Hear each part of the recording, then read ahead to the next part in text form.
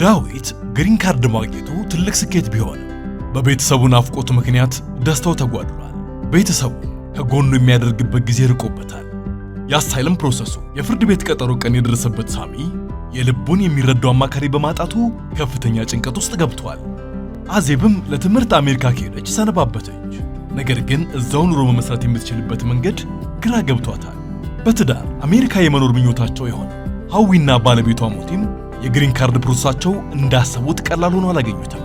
እንደነዚህ ያሉ ኢትዮጵያውያን ከወረቀት ጋጋታ፣ ውድ ውስብስብና ከተጓተተ የኢሚግሬሽን ፕሮሰስ የሚገላግል የህግ አማካሪ ሙሉ ሎ በዘመናዊና ሙያዊ ስነ ምግባርን በጠበቀ አሰራር ትህትናን የተላበሱ የህግ ባለሙያዎችን ይዞ በአምሳዎቹም የአሜሪካ ስቴቶች በኢትዮጵያውያን ትልቅ ዝናና ተቀባይነትን ያገኘው ሙሉ ሎ እንደ ዳዊት፣ አዜብ፣ ሐዊና ባለቤቱ አይነት ኢትዮጵያውያን በኢሚግሬሽን ዙሪያ ላሉ የህግ ጉዳዮቻቸው የተሟላ ምክርና የህግ ከለላ ይሰጣል።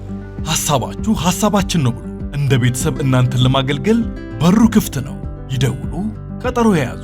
የህግ ጉዳዩን ለሙሉ ሎ ይተው።